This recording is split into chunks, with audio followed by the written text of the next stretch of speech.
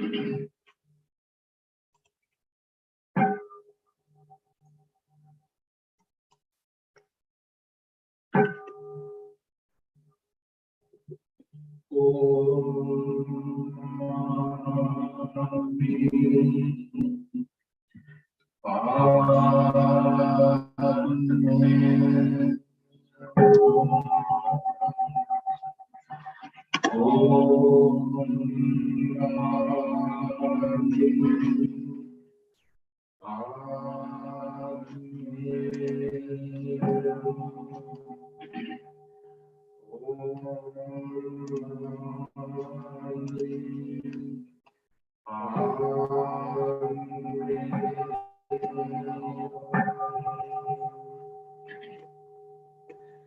morning and welcome to the Sunday service. This morning we're going to meditate.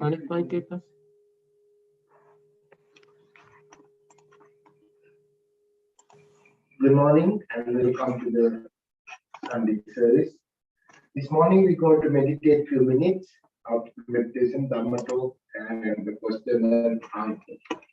Right now, Sarah is going to lead the meditation.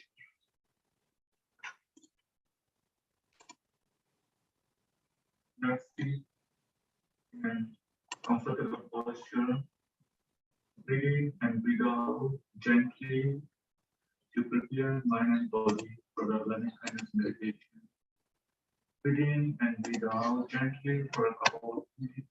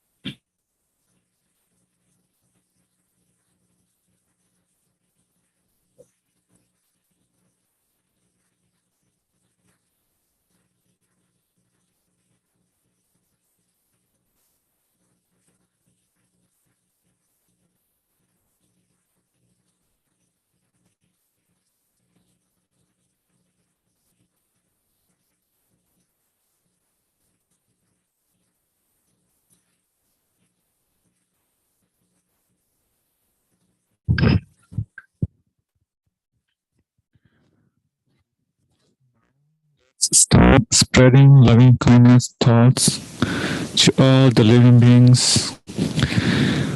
May all the living beings be physically well.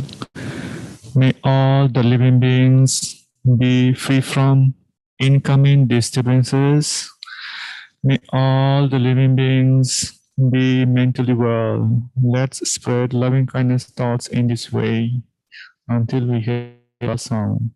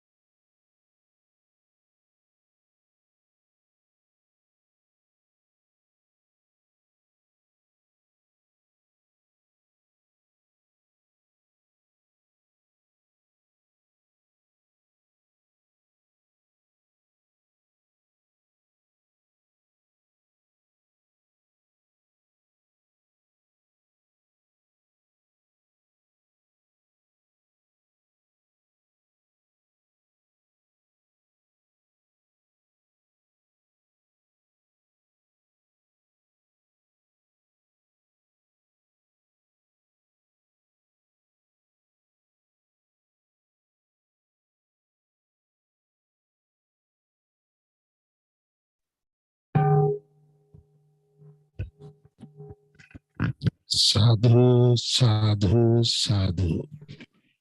Now it's time for the Dhamma talk. Today our speaker, Stephen Subodha. Subodha, you can start your talk right now. Thank you, Bhante.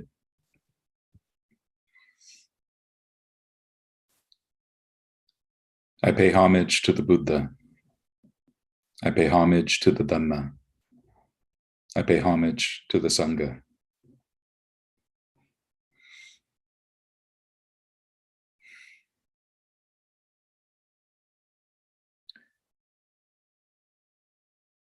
So I think for a few years now, I honestly don't know how many years, seems like people have been talking about the mental health crisis in the United States and America.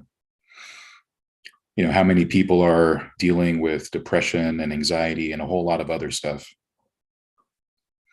with a special focus on people on the younger side of things, you know, people in their 30s, their 20s, their teens. And I sometimes wonder why it seems that the younger people seem to be diagnosed more than previous generations. You know, are things especially stressful for people on the younger side of things, or not?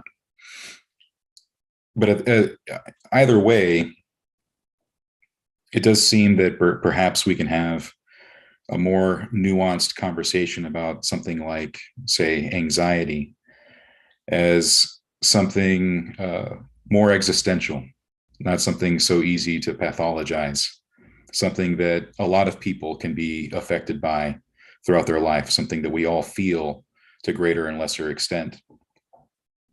And I think that we've had a big lesson in this, the last few years, especially since 2020.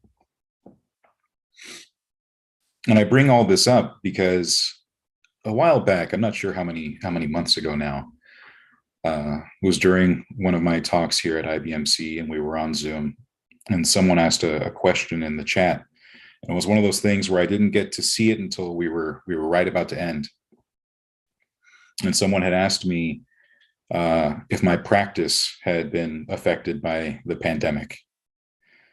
And it was a question that stuck to me, and something that I wanted to address because it's worth talking about. And I will say in a very short way that, well, the way it's affected my practice is that on the outside, not a whole lot, but on the inside, well, there's just much more anxiety to work with. One of my teachers talks about how many traditions all over the world have meditation practice. We're not the only ones, but a lot of other traditions, it seems, they're meditating on something different. They're meditating on God, or they're meditating on a lot of abstract objects, or they're meditating on different kinds of visualizations and envisioning different energies and planes of existence. But in Buddhism, we're one of the traditions that meditates on the mind. And so we get very, very attuned to precisely what's happening in the mind. And I'm someone who's been anxious his whole life. And I've had a lot of help along the way. I was sort of a strange kid to a lot of people because I was into fantasy and sci-fi and liked dragons and wizards and stuff. And I had a mom who was very concerned how people viewed me, and would go into it again and again, drilling a certain pattern in my head, to the point where I became very concerned of how I was viewed by others, to the point where, I was a man in my 20s who was kind of afraid to answer the door or his phone if it rang, that kind of stuff. Now, to be fair, I kind of had some of that social anxiety to begin with. You don't spend all your time as a kid reading books and meditating in your bedroom if you like being around people from the onset. So there was already some of that there. But our experiences shape us. And so mine has been a life with a big presence of anxiety. And for a long time, I thought my issue was really anger. Because when it comes to being a man in America in particular, there are only certain emotions that are okay to share with others as a man. And anger is one of them. Being vulnerable, being scared, being panicky, not so much, but anger. And so it's the case in America that a lot of men, when they're feeling anxiety, it manifests or presents itself on the outside as anger. So I spent a lot of time as an angry person. Only after a lot of this process of being a meditator and learning more about psychotherapy and stuff, realizing, here is this anxiety. But I'm also an existentialist at heart. So I think that anxiety is this thing that exists for everyone. Every one of us has this feeling, and some of us are more or less affected by it. So that's what I wanted to talk about, anxiety and how it weighs on the mind, and how this path that we're on as Buddhists help with it. And I'm making the existential distinction just because on the clinical end, I think things that get a bit more murky, because then we're talking about possible treatment plans, then we're talking about possible, medications and things like that. But in the path itself as a Buddhist, following the Buddhist teachings, I think we can talk about anxiety in a more existential sense, the way it affects everyone, everywhere. Because it does. Because we all have these concerns about how we are and what we do and how we feel and how we're viewed by the other, how other people think of us. That's my big thing.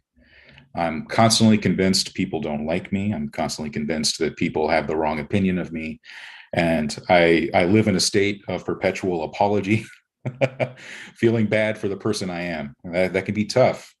And it's something that I have felt throughout my practice. And so if I don't seem like someone with social anxiety, then hey, it's working out. But on the inside, there's always that voice in there, which is why I think it's important as Buddhists to realize that we have multiple voices inside, and that anxiety voice is just one of them. And part of the practice is learning to not always give it the megaphone, and over time, not giving it the megaphone at all, because we have a lot of other voices inside that might be more worth listening to. And in that respect, I have found the entirety of the path helpful in that way, helpful in addressing the various anxieties and concerns that I feel, especially and surprisingly when it comes to the aspect of the path in right conduct. The whole Eightfold Path we can break up into three broad categories: Sila, Samadhi, and Panya, with Sila being conduct, or essentially our behavior, the things that we do. And really, when we're talking about behavior, we're really talking about our intentions and their results. And that can be really helpful for someone who has a lot of anxious thoughts, who's concerned about whether or not they're a good person. And man, so many of us are concerned with being good people. One of the most shocking things for me to realize was how it can affect someone that on the outside seems flawless, perfect. One of my idols is Fred Rogers, Mr. Rogers, from the neighborhood, that guy. And someone who lived his life seemingly so stellarly, an example to others, a kind, gentle person, a vegetarian when it was still really weird to be a vegetarian, a minister who found a way to teach in a way that wasn't beating people over the head with a message. He was just a kind person. And at the end of that long, storied life of good deeds, on his deathbed, he turns to his wife and asks, "Am I a lamb?" Which was his way of saying, "Am I a good person? Am I close to God?" Imagine, at the end of the life, he's still worried about that. So it shows that many of us are concerned with that. How we truly are. Are we actually good people? Are we doing good? Are we loved and accepted and everything else? So when we start thinking about our behavior, our conduct, our habits, sometimes it's best to just bring it down to its simplest. And for a Buddhist, that's looking at the 5 precepts, but really polishing them, making them shine, not just looking at what we're not doing, but also looking at what we do instead. In no particular order, we can look at something like, the precept against taking life. And we can really work on that. And for a lot of us, it's not too hard to not take a life, but we can even shine and polish that precept to the point where it becomes something more like everything that we think and we do, or our intentions and the result of those intentions, are about being life affirming. The same thing with taking what is not freely given. We can easily learn to not be a thief. but then we can polish that precept to the point where it becomes about how we can be generous with ourselves and generous with others, finding a way to be generous and helpful in our actions, our intentions, and their result. And it can go onward that way. Even the precept with intoxicants. We as Buddhists know that we don't want to intoxicate the mind to the point of heedlessness, to the point of being dull and leading to delusion. So we can really polish that precept. So it's not just about abstaining, but it's about actually bringing practices into our lives, bringing things that we do that bring clarity to the mind, rather than diluting the mind and leading to heedlessness. We become heedful and we become bright inside. There's this term in Buddhism of a luminous mind, and that's one of the things that we're trying to do. And it can be very helpful that way at the beginning, because what we do then is we look to a standard outside that's easy to apply. And over time, it becomes something that we internalize. It becomes something that we do naturally as a way of being. And it can help cut through this tendency people have with anxiety, someone like myself, to keep running over our actions over and over and over again. The moment you make a mistake, it sticks with you forever. I still remember lies I told in first grade. I still remember things that I stole when I was like a 10-year-old in a Toys R Us, like all of these things. I can give more embarrassing examples, but I think you get the point. And when someone has an anxious mind, what happens is that person with those anxious thoughts will run through it again and again and again. And with each turn of that thought, there's just more shame and more guilt applied. And it starts reinforcing the thought, I'm a bad person. I'm not good. I can never be good because I've done these things. Whereas when we look at the Buddha's teachings on precepts and on conduct and habits, we see that we look to the past not to measure whether we are a good person, but instead to learn from the results of the actions and then endeavor to make changes, endeavor to not do those things again. And if we can make it that simple, live in that way, it takes away that tendency, that desire to just ruminate over mistakes and start reinforcing the habit of learning from mistakes, of going through them that way. Just it becomes this big story we can tell ourselves. And so as Buddhists, we want to take that story out and pare it down. What were my intentions? How did I go about it? And what were the results? And that was the Buddha's teaching right away. That's one of the things he taught new monks in his tradition. He even taught it to his own son, that the mind, we can turn towards it like a mirror and see what's reflected there. We can look at our actions and reflect that same way. So that's what we endeavor to do, is to understand our behavior in that way and to see the results, not get caught up in whether we're good or bad, but to look at the results. Is this leading to my long-term welfare and happiness? Is this leading to the long-term welfare and happiness of others? Without spinning wheels. And then that becomes I would say the kernel of the next part of the path, which is samadhi. Why do we meditate? And there becomes these two parts that we can emphasize in why we meditate. One is because when we meditate, we seclude ourselves from all the distractions that don't allow us to actually look at the mind. So in the onset, we go somewhere, hopefully quiet, we sit down and we seclude ourselves. And we try to make where we are a good place to be. We try to turn it into a place where it's easy to be. And we practice in such a way that we find pleasure and peace in that present moment. And that in itself gives us a break from the spinning wheels that go on in the mind. It gives us a break and gives us a place of peace, which can become a place where the mind, after a while, naturally wants to land, wants to perch. In my eyes, that's how I view what the Buddha meant by learning how to make ourselves an island. I don't think that the Buddha meant that we shouldn't necessarily rely on others or have friendships or live in the world, but I do think that he realized that sometimes we need to be able to find that place by ourselves where we can live without distraction. And that's what it means to be an island.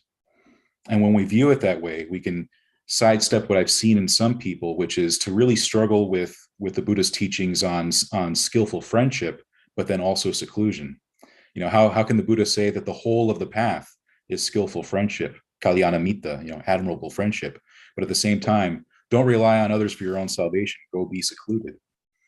And my teacher points out, because he's from the Thai forest tradition, that monks that go off in the Thai forest tradition to be by themselves too much tend to get a little weird after a while. And he says it's actually of their benefit to go off by themselves for a while and then come back to the community and then go off again. And in the practice of a lay person, what that means for us is that when we find those moments of seclusion, it's often in the form of having a dedicated meditation practice every day, even if it's only for 10 minutes, but making space for that on a regular basis of finding seclusion so we can find a peaceful place to rest. A pleasant abiding here and now is the way the Buddha would talk about it.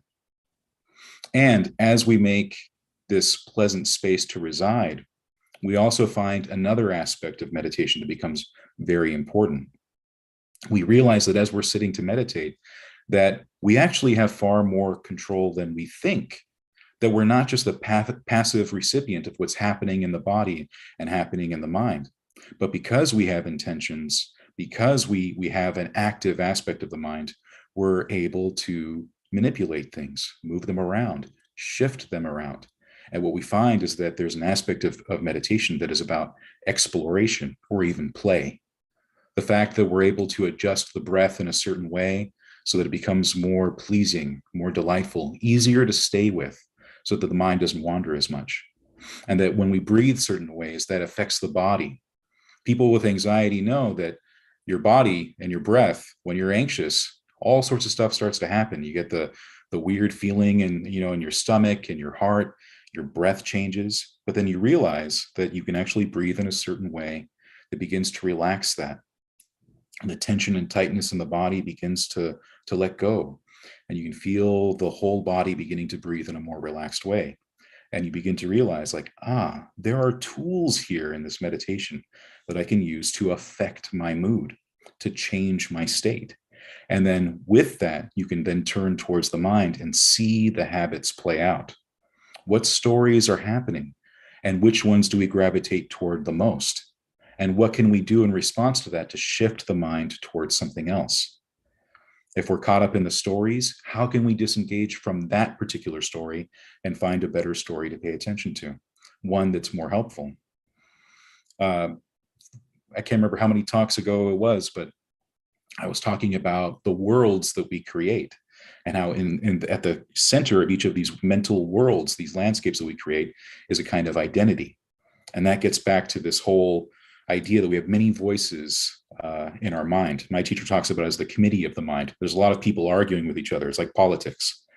And we tend to give the microphone to particular ones over and over and over again. And what we can start doing is taking that microphone away and giving it to other voices and letting them speak.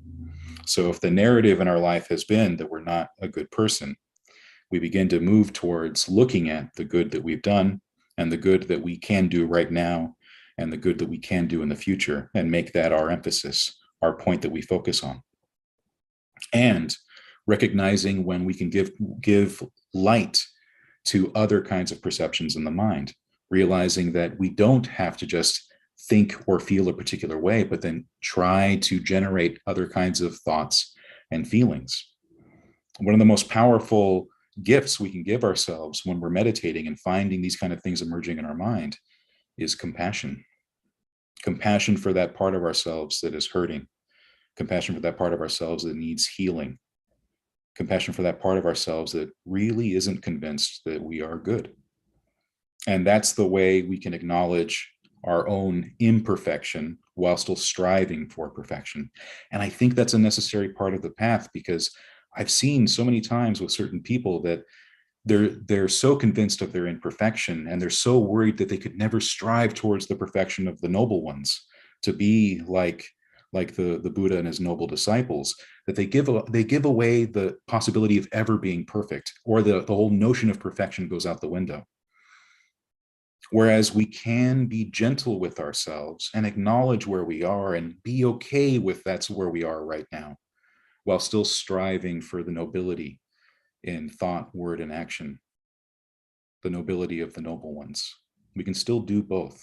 They're not exclusive. We can bring acceptance, equanimity, compassion to ourselves and still strive for what the Buddha envisioned as the ultimate peace, the ultimate happiness. We can do both. And that requires that act of meditation as a part of our lives, building new habits. And that habit of seeking seclusion and solitude, that habit of turning away from sensual desire for a time, being able to meditate in such a way that we're able to put aside the hindrances, be able to put aside various forms of clinging for a time, just to find a pleasant abiding here and now, and then build on that pleasant abiding to something that's able to really see the mind and see the points where things can change. And it can't change all at once. This is a gradual path that we're on, but there's always some aspect that we see that we can adjust and pull this way or that to improve where we are right now. And that brings us to the third aspect of this Eightfold Path, which is panya, wisdom or discernment. A lot of the time we talk about wisdom as this thing that happens at the end of the path, that we're only wise once we've done all the work of our conduct, our behavior, and done the work of samadhi.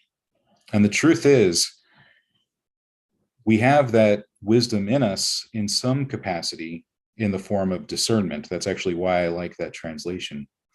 We have the ability to look at our actions and look at our mental states, to look at what we call these five aggregates. You know, they're all acts that happen within this body and mind. You know, we're forming, we're feeling, we're perceiving, we're fabricating, we're cognizing. And in each of these, we can begin to see how they function.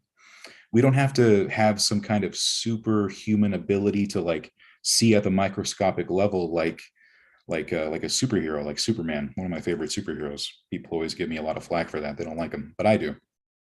And he has all sorts of crazy powers.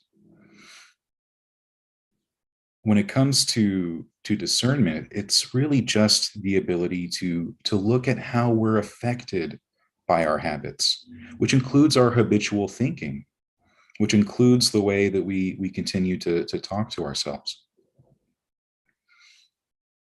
And this, you know, I say, recognizing that it is a gradual path and a gradual practice. You know, many of you who have heard my talks before know that I've been a meditator and a Buddhist since I was 12. And you know, some Westerners, you know, convert Buddhists are quite like surprised by that, and like they delight in that. Actually, you know, I know people who didn't stumble upon Buddhism until they were in their 30s and 40s and so on, and that was the big turning point in their lives. So when they hear that like my big turning point was at 12, they're like, wow. And it's like, it really wasn't, you know. I just liked meditation. I liked Buddhism, and it was something that I applied to my life. But I was also perfectly capable of making a lot of the same boneheaded mistakes a lot of people make in their teens and 20s. And so it can be quite humbling to be like, oh yeah, I've been Buddhist this long, but then it's but I was also for a long time just like everyone else. It gave me some tools, and over time those tools have become better, more refined. But we make mistakes along the way. In fact, that could have easily been today's topic alone, just the fact that as we're following the path, we make mistakes. And those in themselves can be learning opportunities rather than signs of defect or signs of a bad practice. You know, I think many of us in the West take the idea of whether we're good or not to an extreme, and then follow it into Buddhism if we came from a different religion. And we become concerned then with whether or not we're a good enough Buddhist.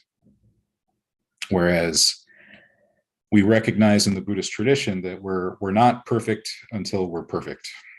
That is still a goal, the perfection of the noble ones. But in the meantime, we work with where we are with a gentleness. My teacher talks about it as the way you would hold a baby bird. If you're too strict and, or in this example, too tight, well, you're going to squeeze that bird until it dies. And if you're too loose and too relaxed, well, that bird's just going to slip through your fingers and fall out anyway. So, this path requires a gentle touch, especially when there are those of us who are following this path that do have, stronger presenting problems. We might be suffering through something like depression or anxiety or any number of things that might seem like impediments on the path, or things that make the path impossible. A lot of people talk about how they can't actually practice Buddhism, or they can't meditate. Oh, I could never meditate. You'll hear from people. I tried for 5 minutes and I just completely gave up. And I was like, well, yeah, you tried for 5 minutes, and I think it's important to recognize that those things that seem to be holding us back in the path could become in themselves what we call path factors. They become something that we can use as a part of our training. My teacher emphasizes how anxiety can actually be a good entry point on learning how to be heedful, which means you have way more going on in your mind that really incentivizes you to be a good student of the Dharma. because you already come in with a lot of caring about how you affect others. And that's not a bad thing to care. We should want to care. So we end up having to do slightly different work. Whereas some people have to learn how to be empathetic for others. Some people, especially those with social anxiety, have to learn how to balance that out and bring it inward. And it's like, okay, you've got enough empathy for others. Now it's time to have enough care and concern for yourself, and balance it out in such a way so that you are of benefit to yourself and others, so that you are practicing for yourself and others. I'm reminded of a story that a lot of the Buddhists at my university talk about, because we have a program in a Master of Divinity which emphasizes Buddhist chaplaincy, but I like to think of it as just Buddhist ministry all around. And one of the suttas that we talk about a lot is the one on the acrobat, where an acrobat and his apprentice are trying to figure out the best way to safely do all the things that they're doing, all the advanced tricks that they do in their act. And the acrobat tells his apprentice, like, I think what I'll do is just put all my attention in what you're doing, and then you put all your attention in what I'm doing, and then that way we'll be able to take care of ourselves. And the apprentice says, like, actually, I don't think that's a good way to do this. I think what I'll do is I'll pay attention to what I'm doing, you pay attention to what you're doing, and if we both take care of ourselves, we'll be taken care of together, and that should be okay. And the Buddha says that in that example, it was actually the apprentice that was correct. But it doesn't end there. It's not so much that we in the Theravada tradition, at least, only take care of ourselves. Rather, what it is we recognize that we have to take care of ourselves so that we are able to be good in the world, in this sense, good in this case being skillful, in the sense that what we're doing is of benefit. What we want to be is secure enough in this practice to be fed and nourished enough by the practice that we no longer need to feed on others, including our relationships with others, including all the thoughts and feelings and actions of others that we kind of wish we could control. I think people with anxiety, speaking from my own experience, we care so much what other people think, and we can't possibly do anything about that. But if we focus on ourselves and the work that we have within in our own minds and bodies and make that our emphasis, then we're in a better position to not have to feed in that way, because we're fed well by our practice. And so we're able then to go into the world and be a force for good in the case of being an example. We end up being an example of what it means to have a good place to rest on, a good way of being. We can be a stillness in the world that's an example. And as we become more peaceful inside, we end up having a ripple effect on others. They themselves become more peaceful, more at ease around us. And that on its own can lessen and reduce that sense of anxiety, because there's less of that nervousness in ourselves. That, there's less of those things outside as well that would trigger us in the first place, because we have this place to rest on. It's a good reminder for those of us that this is a refuge. We take refuge in the triple gem, and it becomes our raft. All of us, if we're talking existentially about anxiety and other things like this, are in choppy waters. And if we just keep trying to tread water, it'll just eventually get to the point where we go beneath the surface of the water. And then we keep struggling to get back up and break the surface again and again and again. But if we think of this path that we're on as Buddhists as a raft, then we're safely on that raft. And we're able to navigate right on those waves until we get to the further shore. So then that becomes our way of being as Buddhists. So for my own practice the last couple of years, it's just been more anxiety that I've had to work with, trying to turn that anxiety into a path factor, making it useful, using it as a way of exploring my relationship to conduct or behavior, to meditation, and to the development of discernment or wisdom. And I'm not perfect at it, but I recognize that I'm still striving for perfection in a gentle way. That ends up being the way I do it. Okay, I think I will end there. And if there are any questions, I'd be happy to answer them. Thank you.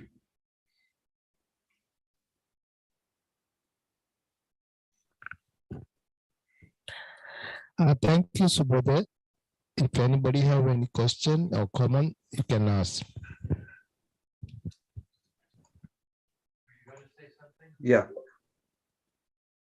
Hey, Victor. Hi, how are you? Doing well.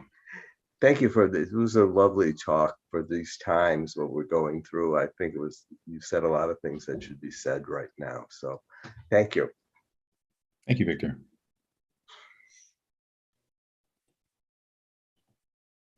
Hey, Subodha. Hi, Sean. Thank you. It's good to see you again. I haven't been on in a while, but it's good to see you again. And your talks, your Dharma talks are always enlightening, and I really strongly related to a number of things, especially in the beginning. I was initially, when I went to college, before I switched to religious studies and philosophy, I was a philosophy minor and fell in love with existentialism. And I remember, reflecting back on my teen years, I was always an angry child and an angry teenager. And, and it did come from that anxiety about the world. And, I had put in the chat, I shouldn't have interrupted. I should have used wise speech, but, Sartre's concept of nausea, we all have this, being faced with that. We are the determiners of our actions, and the results. And, and I think one of the reasons I became so attracted to Buddhism in my early 20s, not only was it through sobriety, I'm a recovering substance abuser, but was anger and seeking, a solution, for anger, and then realizing that it was anxiety in my mind.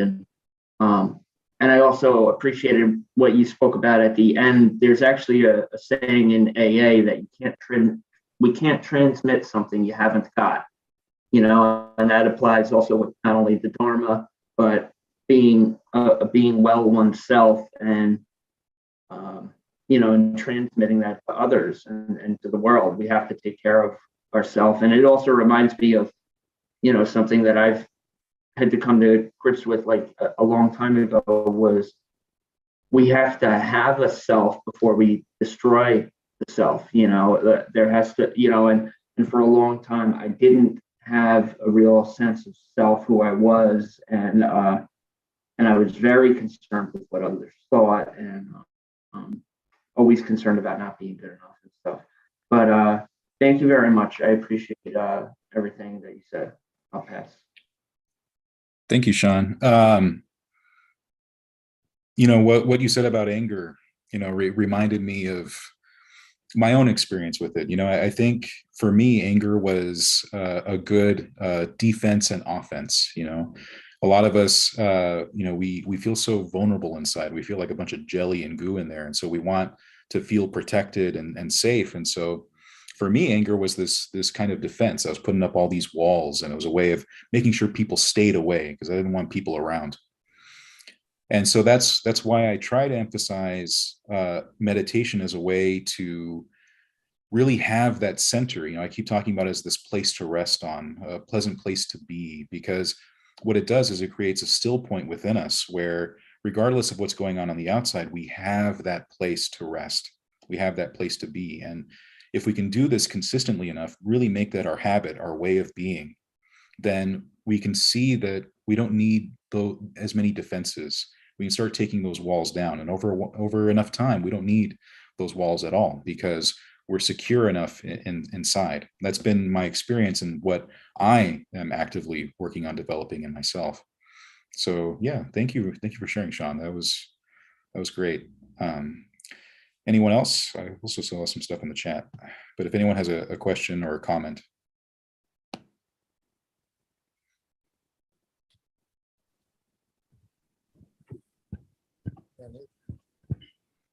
If no one else does, I just had a quick question. You're located on the West Coast, right? So the university that you're at is on the West Coast as well? Mm-hmm. Okay. Yeah. I'm a student at University of the West. It's one of 4 universities in the country that has a Master of Divinity specifically for Buddhists, and with an emphasis in chaplaincy. Yeah. Yeah. I was helped by a Buddhist chaplain I had a double lung transplant. Actually, I'll share this very quickly. When I was 25, so going on 9 years ago now, and a Buddhist chaplain helped me greatly, and he did stuff with singing bowls after my transplant in my room, and I was considering attending Union Theological Seminary at one point for a comparative religious studies Master's of Divinity, yeah, that's cool. It's something I still consider. Can one be a Buddhist chaplain while being a lay person, or you have to essentially? One can. Okay, I did not realize.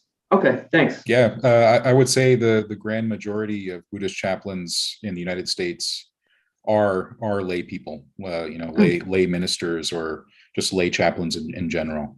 There are also monastic chaplains working in the country currently. I know some of them as well.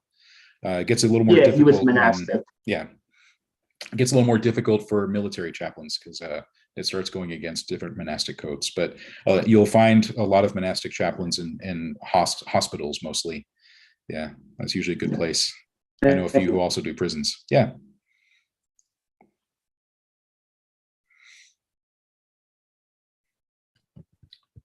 All right. Thank you, Subodh, again. We will chant the page 4 and page 10.